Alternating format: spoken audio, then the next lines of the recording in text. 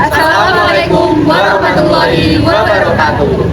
Halo semuanya, perkenalkan kami dari kelompok 4 Mabel Pendidikan Biologi 1C 2025. Untuk itu, perkenalkan saya Siva Devi Aryani dengan NIM akhir 85. Saya Siti Rahman Bilanto dengan NIM akhir 95. Saya Lutfi Damar Hakiki dengan NIM akhir 95. Saya Khairunisa Mela Farastianti dengan NIM akhir 679. Saya Ismail Kemalada dengan NIM akhir 477. Dalam proyek kerja ini, kami melakukan observasi di luar kampus untuk menemukan konsep-konsep biologi yang dapat kita temukan di lingkungan sekitar. Topik yang akan kami ambil adalah budidaya tanaman hias.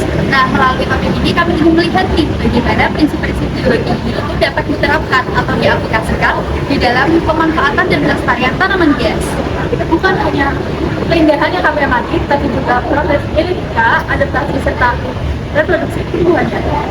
Yuk, ikuti perjalanan kami dari kampus menuju ke tempat observasi untuk mengenal lebih dekat tentang biologi dalam kehidupan sehari-hari.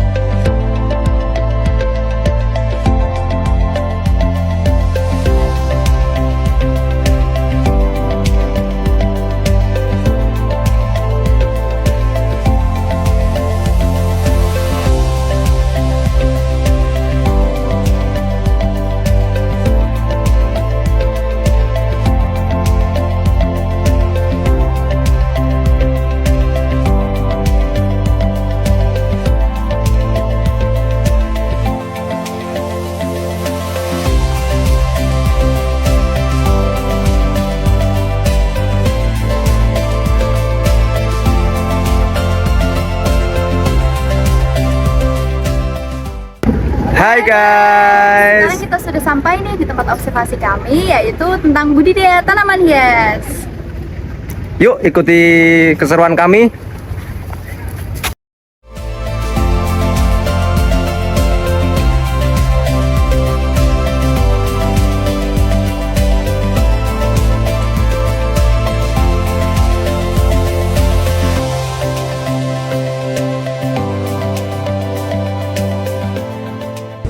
Masuk kepada materi pertama, yaitu mengenai pemanfaatan prinsip genetika yang mencakup variasi warna dan sifat.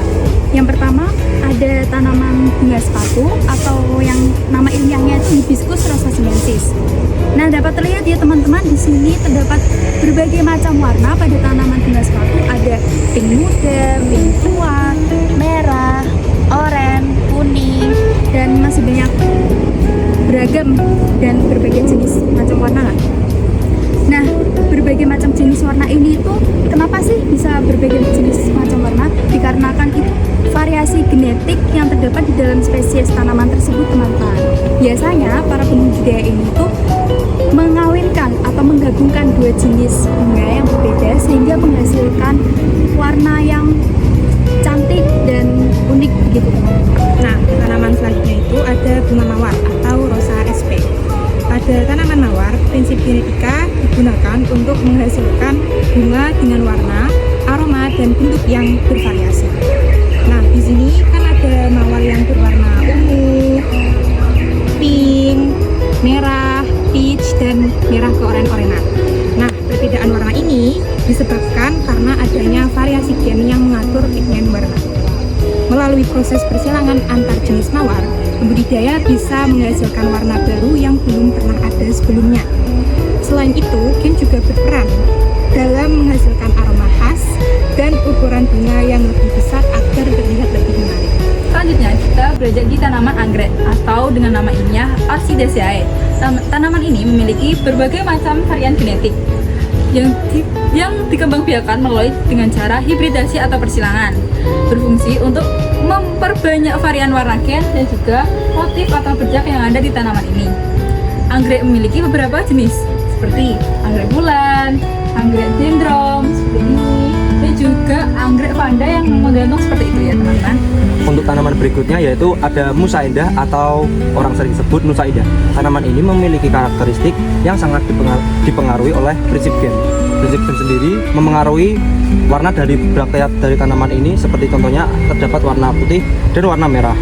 Selain itu juga prinsip gen mempengaruhi bentuk dari daun dari tanaman ini, seperti contohnya daun ini memiliki bentuk yang melebar sedangkan ujungnya memiliki bentuk yang meruncing. Selanjutnya ada bunga bougainville atau bunga kertas. Bunga ini terdapat warna ungu dan warna putih.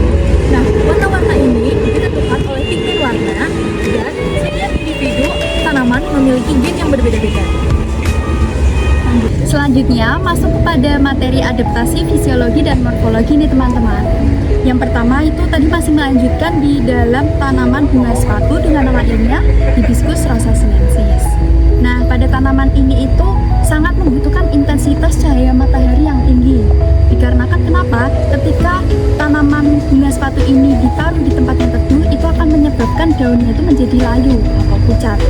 Kemudian terdapat juga beberapa jenis morfologinya pada tanaman bunga sepatu ini. Nah, dapat terlihat di sini daunnya itu yang pertama itu ada ujung daun atau apex folinya acuminatus atau yang disebut dengan meruncing. Terus pangkal daunnya di sini itu ada membulat rotundatus, dan untuk tulang daun nervationya di sini adalah menyirip atau peninervis. Begitu teman-teman. Pada tanaman mawar, umumnya tumbuh baik di tempat dengan cahaya matahari yang cukup dengan suhu yang tidak terlalu panas. Secara fisiologis, mawar beradaptasi dengan mengatur laju fotosintesis sesuai dengan intensitas cahaya. Sementara secara morfologi, mawar memiliki batang berduri yang berfungsi untuk melindungi diri dari herbivora dan membantu menopang batang saat merambat. Beberapa ciri morfologi daun mawar yaitu memiliki apex foli runcing atau acutus, memiliki basis foli acuminatus, memiliki margin foli bergerigi atau seratus, dan memiliki nervatio peninervis.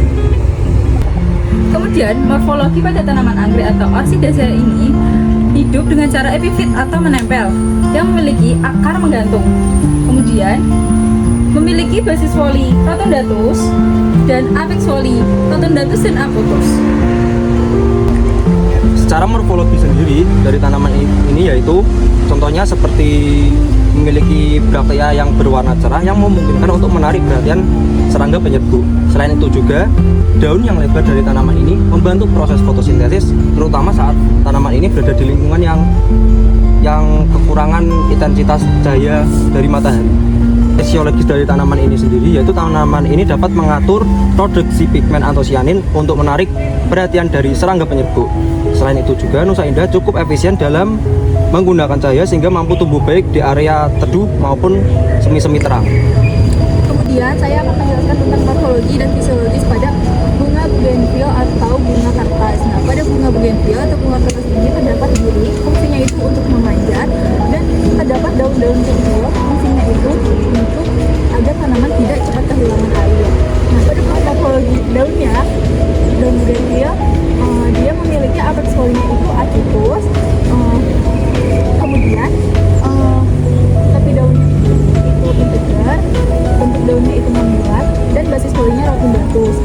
Nah, dari sisi fisiologisnya, tanaman bougainville ini lebih cocok ditanam di cuaca yang panas dan kering karena bunga ini dapat menghemat air.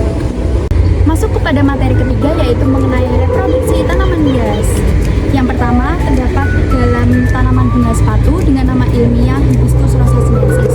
Umumnya tanaman ini itu diperbanyak melalui stek batang nih teman-teman. Bunga sepatu juga dapat menghasilkan biji setelah mereka tanaman ini terjadi penyerbukan dan pembuahan. Biasanya reproduksi ini juga penting dikarenakan menghasilkan individu yang kombinasi genetiknya itu baru atau bervariasi. Mawar dapat berkembang biak secara vegetatif maupun generatif. Secara generatif, mawar bereproduksi melalui proses penyerbukan, yaitu jatuhnya serbuk sari dari kepala sari ke putik. Penyerbukan ini bisa dibantu oleh angin ataupun serangga, misalnya lebah. Selain itu, mawar juga sering dikembangbiakkan secara vegetatif buatan, misalnya dengan cara stek atau okulasi. Cara ini lebih cepat dan hasilnya dapat mempertahankan sifat unggul dari induk tanaman. Reproduksi tanaman anggrek ini bisa menggunakan dua cara, yaitu generatif dan vegetatif. Untuk cara generatif, menggunakan biji halus atau debu yang sangat kecil yang memerlukan cendawan mikroza untuk memperkecambahkan. Kemudian cara yang kedua yaitu dengan vegetatif. Vegetatif menggunakan metode kultur jaringan dengan mengisolasi bagian kecil dari tanaman dan menumbuhkannya pada media buatan yang steril. Reproduksi dari tanaman ini sendiri dapat dilakukan dengan dua cara, yaitu dengan cara generatif maupun vegetatif. Dengan cara generatif sendiri, yaitu tanaman ini menghasilkan bunga kecil yang kemudian membentuk buah berisi biji. Setelah penyerbukan, biasanya penyerbukan sendiri dibantu oleh serangga. Sedangkan dengan cara vegetatif, Nusa Indah dapat dilakukan dengan cara stek batang. Stek batang sendiri dapat dilakukan dengan cara memotong bagian batang dari tanaman ini kemudian ditancapkan untuk membentuk akar baru. Pada tanaman bougainville ini, dia berkembang biak secara stek batang. Jadi, memotong batang, kemudian menanamnya kembali. Nah, kenapa menggunakan stek batang? Karena pada tanaman bougainville ini prosesnya lebih cepat dan lebih hasilnya sama dengan induknya. Setelah kami membahas mengenai beberapa materi budidaya tanaman hias, berikutnya terdapat beberapa konservasi dan pelestarian di dalam tanaman hias, yaitu meliputi Yang pertama, konservasi di kebun raya. Yang kedua, perbanyakan cepat melalui kultur jaringan. Yang ketiga ada penyimpanan materi genetik di plasmanika, dan yang keempat perlindungan habitat asli. yang kelima, penanaman kembali ke alam. Yang keenam, budidaya komersial secara bertanggung jawab. Yang ketujuh, edukasi dan kampanye kesadaran masyarakat. Yang kedelapan, pelarangan dan pengawasan perdagangan liar. Dan yang kesembilan, penggunaan produk perawatan ramah lingkungan atau organik. Dan yang terakhir, pemeliharaan rutin yang sesuai standar jenis tanaman. Setelah kami tadi menjelaskan mengenai beberapa macam konservasi dan pelestarian di dalam tanaman hias, selanjutnya ada beberapa cara atau langkah budidaya di dalam tanaman hias tersebut, yaitu meliputi Yang pertama, memilih jenis tanaman hias. Yang kedua ada menyiapkan media tanam dan peralatan yang sesuai. yang ketiga, pemberian pupuk yang sesuai dengan kebutuhan tanaman tersebut. Yang keempat, lakukan penyiraman secara rutin. Dan yang terakhir, merawat kebersihan tanaman. Terima kasih sudah menyaksikan video pembelajaran dari kami. Sampai jumpa. Dadah, see you.